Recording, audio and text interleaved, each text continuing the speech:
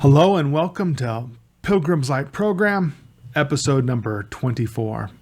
Hopefully, these are coming along and getting better and better as I go. I'm working hard to try and do that. So I hope that you're enjoying them. Now, I am going to give an update. I had a massive surge in the channel over the weekend. I'm going to share a little bit about that.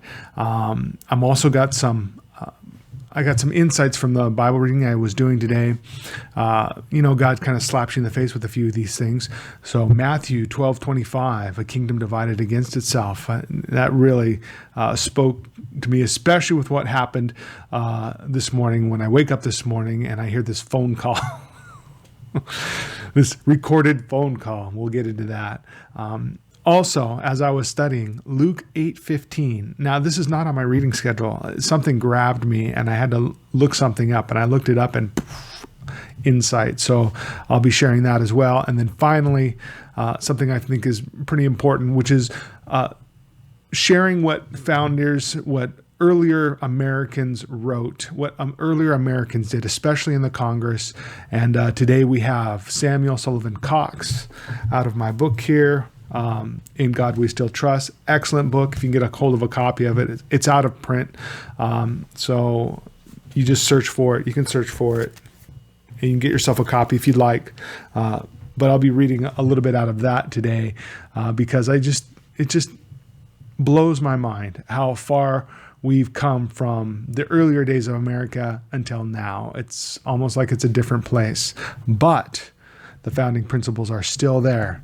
And they are ready to be re-enlivened again. We can have another great awakening in the nation if we will turn back to the Lord. And with that being said, I'm going to pray for the healing of our nation. I'm going to pray for the return of our countrymen, our fellow countrymen, back to the Lord of heaven and earth, the God who establishes as a nation on the earth.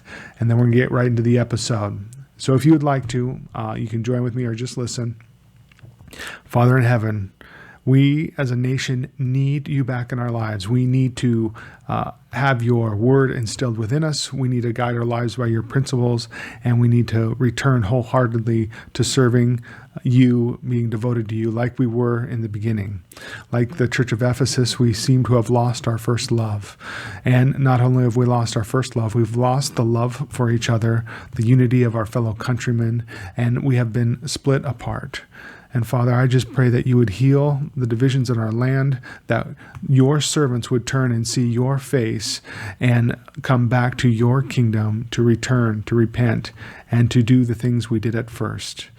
We thank you, God, our Father in heaven, through our Lord Jesus Christ, by his Holy Spirit. Amen.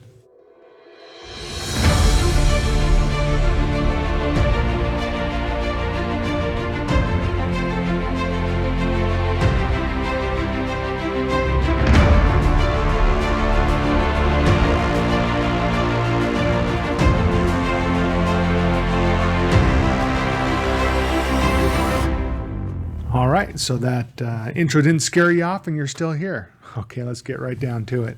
Now, I did have a massive surge of subscribers over the weekend. And the reason I had a massive surge of subscribers is because I posted some pretty innocuous videos, in my opinion. Now, according to YouTube, one of those videos was Bombshell, and they removed it right off my channel. I find that strange because all I did was I was over the weekend, I was listening to it was January 30th, right? The Georgia Senate Subcommittee, right? This is a Senate Subcommittee. It's a legislative body, and they're hearing testimony about what happened during the election. And as they're doing that, I've seen, wow, some of this testimony is amazing, but all you could find was these big long form cuts. And so I go, you know what? Since I can't find it anywhere, I'm just going to cut these into bite-sized sections that just show, one at a time. I'm not going to edit them. Public service. I think some of the stuff should be put out there. And, I'm thinking it's pretty safe. I mean, we are, it's not like I'm posting some radical website out there, or some big conspiracy theory. This is testimony. I mean, whether you agree with the testimony or not, it's testimony. It's part of the public record, and that should be available for anybody to look at. Now, if the public record is too inflammatory to be posting on social media, I mean, where are we at as a nation when we can't post the public record, unedited and just available for free? If I'm wrong, I would invite anybody from YouTube to tell me where I erred on that, because I don't want to do it again as far as making any mistakes in posting things. But as far as I know, the public record, even if it's broadcast through another news source, is not a copyright thing. And it didn't look like there was any copyright claims against the channel or anything. And they didn't issue a strike. After January 20th, they're going to start issuing strikes to channels if you post things that go against what they think is suitable for public consumption. So with that being said, I will be starting another channel, and I will be doing that on Rumble. And I will put those things that are not suitable for YouTube, I will put them over there. I'm not going to try and drive people from YouTube to go over there and try and drive them away and switch them, but I am going to make my presence known over there, and so that anybody who would like to, just see what other channel, what the powers that be of YouTube don't want you to see, that will continue to be available. So what happened was there's a 15-minute clip of Rudy Giuliani where I was listening to a program, and they said, this is probably the best summation of what's gone on here. It's probably Rudy Giuliani's best 15 minutes. I go, wow, that ought to make good. People might want to see that. I was right. The channel blew up. I got 50,000 views on that before they took it down. Thank you guys. And almost 600 subscribers, I believe. And so since I have a lot of subscribers from that, this is not generally a political channel. I was doing it as a public service, but this is a Christian channel. So if any of you are Christians and you want to continue, see what I do on this channel, I invite you to subscribe and to stay and just stick around. I'm going to share things that you're not really going to hear anywhere else. And I'm not really tied to anything as far as, I'm a Baptist pastor, but I'm a pretty independent Baptist pastor in that what I see in the Bible, I say, and to me, it's just whatever the Bible says. That's what I'm going to talk about, and I go against the grain a lot on the mainstream Christianity. So this is not mainstream. It's not always user friendly. It's not always It's kind of raw sometimes, but it is very biblical based. If you want to learn how to live out your faith, to walk it out, to really put feet to it, and to do the real faith, the faith that actually changes things, that changes your life, that commits action, then I'd encourage you to stick around and weed through all the stuff that I do here in order to get down to it, because I know there's some gems buried in there. I can feel it coming. I just don't have the editing. I don't have the time to really slick everything all up and post every day, right? So I'm trying to get quantity out there and get good content as well, good teaching. So I'm doing the best I can on those fronts, as well as expand to other projects I'm working on doing.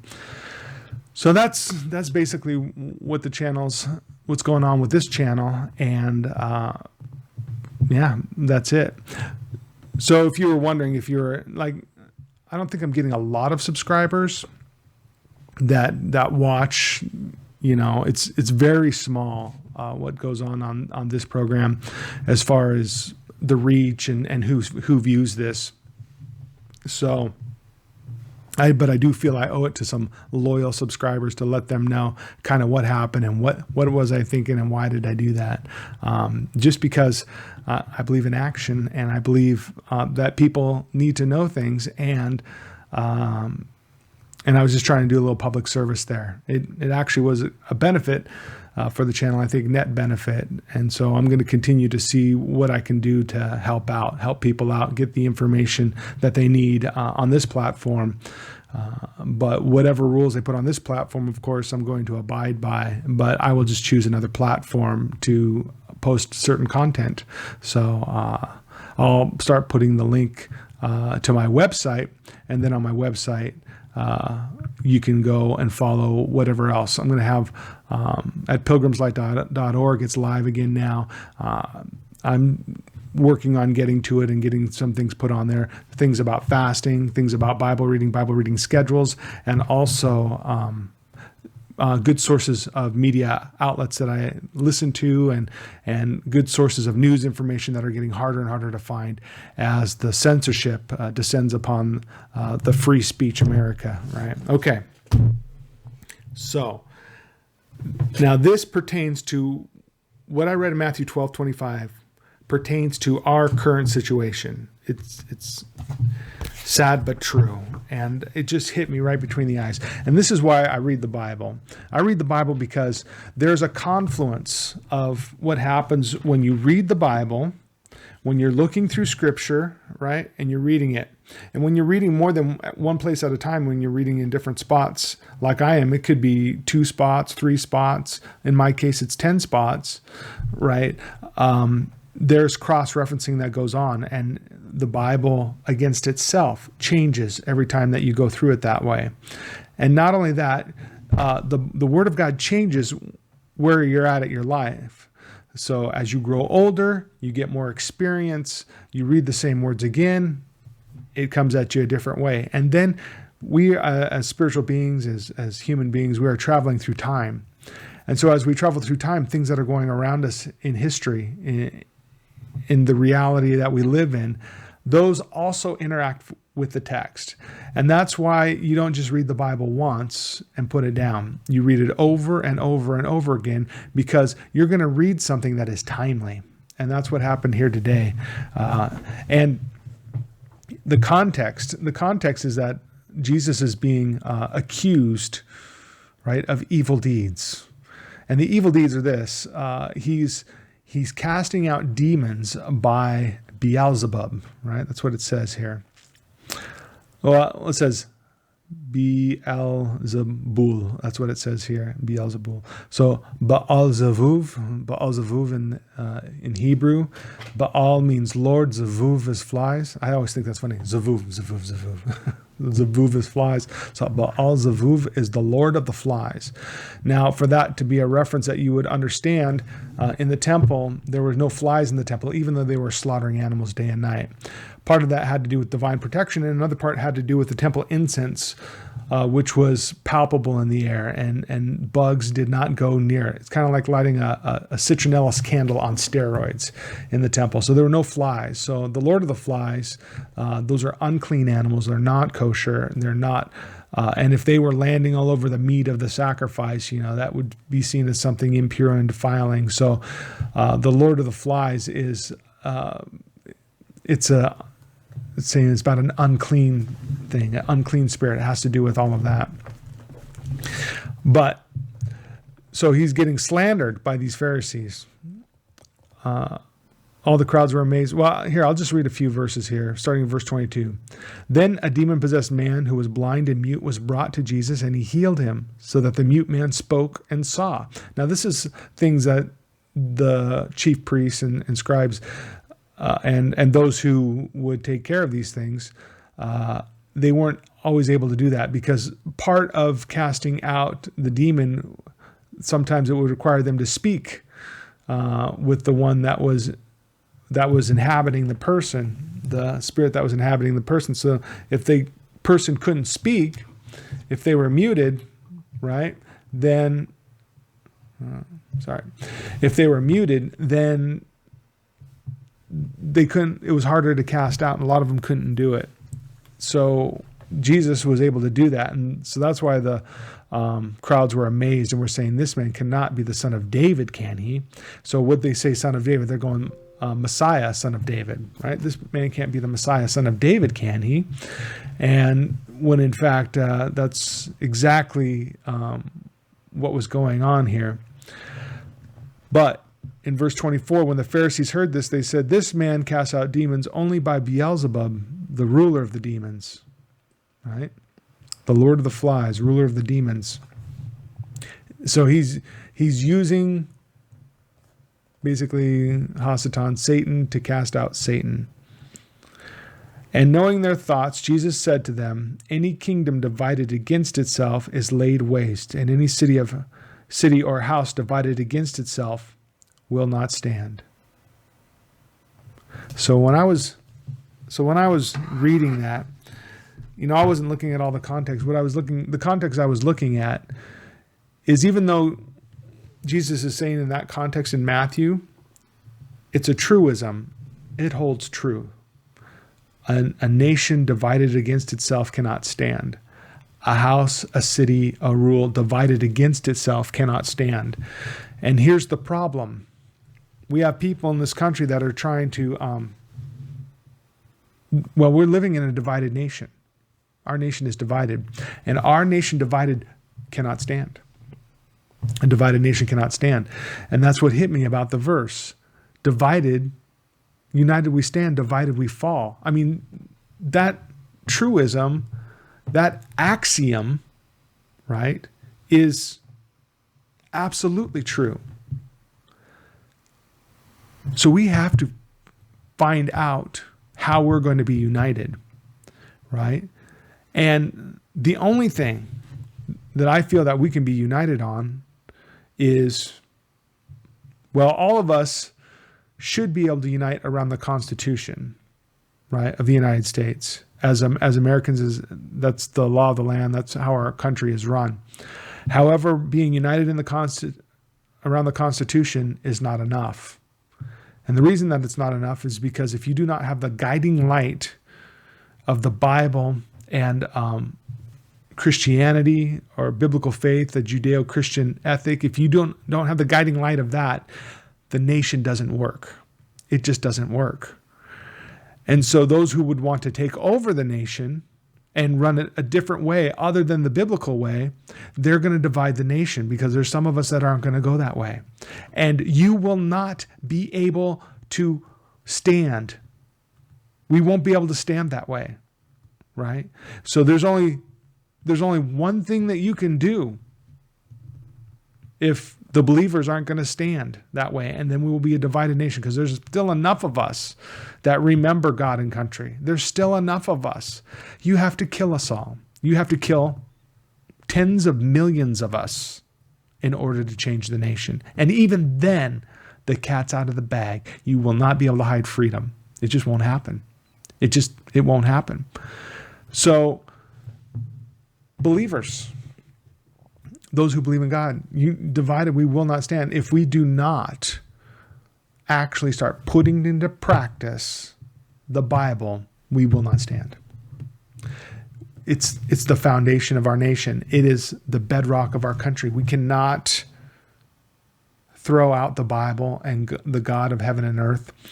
And the reason we can't is because the creator of heaven and earth, right, is the one who gives us, it is ours by right, by birthright.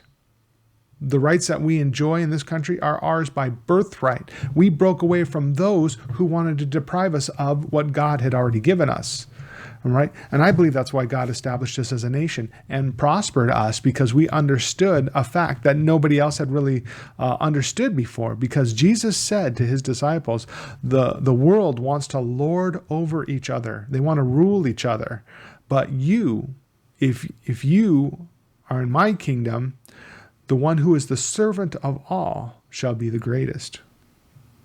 If you want to be the greatest of all, you must become a servant. Our government is great because it serves the people. When it ceases to do that, it becomes just like the other nations of the world, and it becomes a tyranny. And you know what? If our government is going to go toward tyranny, there's only two paths it can go. It can divide and fall and descend into chaos and break apart and split, or it will have to kill tens and millions of us. Look, China has had a hard time with the underground church over there.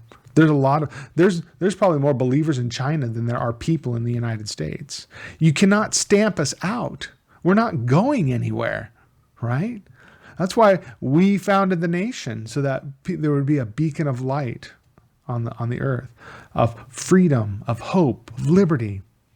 And when I say we, I say people of faith, because as I read it, and I'm going to read it here in a little bit, as I read it, our nation was founded and filled with people of faith, of biblical faith. Now, they might have been from a lot of different denominations, and there were a healthy number of Jews thrown in there, and still are, and we welcome that. But that's the foundation of the nation. It is the Torah. It is the first 5 books of the Bible. It is the Psalms, the Proverbs. We pray to God. We sing to God. We put him on our money. I mean, it's you cannot remove him. You cannot remove him. It will never happen. So let me continue on with what flows next from this. So as I'm reading my Bible, I get this. I've been going on, if you've watched any of the previous episodes, I've talked a lot about perseverance. Perseverance. I can't say it, I can't spell it, but I want to do it. What is perseverance? Perseverance is the key to biblical faith. You cannot be a believer without perseverance. Let me prove it to you. You may be familiar with the parable of the sower. The parable of the sower goes out to sow, and he has 4 types of seed, or 4 types of, he has seed, and there's 4 types of soil, And those 4 types of soil represent different people and how they receive the word. But it's interesting. You can read it if you'd like. I'm not going to read the whole thing, but it's in Luke chapter 8. It starts in verse 4, and it's in Matthew as well, I believe. But as you read through this, these 4 type of people, right, receive the word, the soil, and we know that the seed and the soil, we know the interpretation of it because Jesus gives it to his disciples in Scripture. So as we see that, this is what grabbed my attention, because I was looking up this word perseverance, hupamine, sorry. It's in Greek, hupamine. Hupamine, right? This is the first instance of the word. Now, when I'm reading my Bible and I see the first instance of a word, first instance in Greek, the concept is in the Bible. It's in all of the Bible. But when you go into the New Testament and you start looking at Greek words, hupamine is one of these words that is really pivotal. It's almost like it's everything when you're talking to practically working out your faith. And if you think about it, you will not be able to produce any sort of fruit in your walk with the Lord without this attribute, without this characteristic. And here it is in verse 15. But the seed in the good soil, that means that the seed fell in the good soil and it grew and it produced fruit, right? And the fruit that it produced was 30, 60, 100 times, 100-fold what was sown. The seed in the good soil, these are the ones who have heard the word in an honest and good heart and hold it fast and bear fruit with perseverance. Hupamine. Well, hupamine, sorry, the accent is on the last one. Hupamine. They bear fruit with perseverance. They don't bear fruit without perseverance. When you're reading the Bible, every word, none of it falls to the ground. Every word has impact. So if a word is there versus not there, you can't just ignore it. You can't. This is where the teaching comes from. The word and an honest good heart, and hold it fast and bear fruit with perseverance. Perseverance is required. Perseverance is the key. Will you read your Bible without perseverance? Will you walk in faith without perseverance? Will you hold on to moral qualities without perseverance? And in fact, as an American, will you hold on to freedom? Will you hold on to liberty? Will you hold on to truth and justice? Will you hold on to those things without perseverance? Without also endurance, long-suffering, patient endurance. These are all words that are used in English for this one Greek word in the New Testament. Hupamine, perseverance, endurance. Without it, you don't have a faith. You will fold at the first sign of adversity. You will fold like the soil that's rocky, and the plant can't survive. It gets burned up in the sun. You will not even hear the word, like the hard ground. If it doesn't take a purchase, if it doesn't take to the soil that is your heart. And here's the other one, right? The whole parable of the sower is about perseverance. The last word there is the key to the entire thing. You will not be able to stand up against other people when they persecute you. That's the seed that grew up among the weeds. The seed grows up among the weeds. Those are the persecutors, the trials, the tribulations, not only of people, but of life. You bear fruit with perseverance. Otherwise, you've got nothing. It's just what it is. At this time in our nation, God is looking for those with perseverance in His Word, perseverance with character traits that will be enduring. That's what God is looking for, perseverance. Let me end with this, as far as this goes. Yeah, I'm just going to end with this. Yeah. I'm not going to get this up the night I record it. I'll probably try and do 2 tomorrow. Well, I might even release 3 videos tomorrow. I have lots of work to do. But here, this is Samuel Sullivan Cox. Samuel, I like the word. So the name Samuel, Shmuel. Shmuel means the Lord hears. I know that because it's my middle name. Jason Samuel Swafford. Samuel Sullivan Cox. He was born in 1824 and he died in 1889. He was a congressman and U.S. ambassador to the Ottoman Empire. I know, we had an ambassador to the Ottoman Empire. We've been around for a day or two. That was a while ago. Now, he had a memorial address to Congress, and this is in the part of the public record. It's in the Library of Congress. You can read it for yourself. I'm reading it out of this book, which has excerpts of it. So if you want to read the full speech, of course, you have to find the original. I believe in the religion which was taught and exemplified in the life of the Nazarene, and I never failed to bear testimony to the ennobling and purifying influence of the Christian religion. See, there's people out there that say that we weren't founded by Christians or this is not a Christian nation. They were all deists or whatever. It's hogwash. It's total baloney, because as you read through a book like this, you're going to see, right? You're going to see what faith played in these people's lives. And this is a congressman, an ambassador, right? There was a poignancy in my heart when I saw the old church, where I so often worshiped, razed to the ground. Was it not there I attended my first Sunday school? There it was that I learned my Bible verses. You see, everybody used to learn their Bible verses. Like we got Bible verses, everybody's got to learn them. And a lot of children in Sunday school learn their Bible verses, right? Those early memories were cut in durable stone, tarnished by worldliness, dusted with activities of life. They have pursued me through the various vicissitudes of professional, literacy, and political life. They became the nucleus of studies in college, the very coat of mail in the struggles against selfishness and skepticism. In fine, they prefigured and preordained my choice of spiritual belief against the delusive sophistries of new philosophies and mere material science. See, his faith won out over all of that.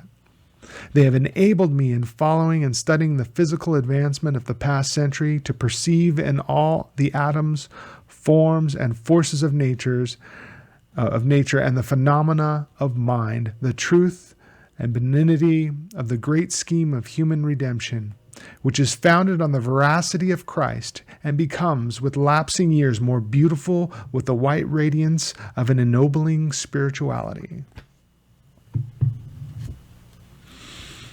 The spirituality of our nation, it's not yoga, it's not Hinduism, it's not Buddhism, it's not Eastern meditation, it's not New Age. It is biblical belief. It's not atheism. It's not scientism. The foundation of our nation is a biblical faith, and it grows over time, over length of years. It begins with many of us as small children, faithful families, taking us to church. And it goes through a trial period, the tribulation period. We wrestle with it. We have all of these things coming at us. But in the end, we find that noble spirituality endures through all of it and becomes the most precious thing, tested by fire through perseverance. Okay, I can get intense. I'm going to let up. Some of you are saying, yeah, please. Others say, no, go. I'm going to wrap it up. But if I could say one last thing, and that is we need to develop within ourselves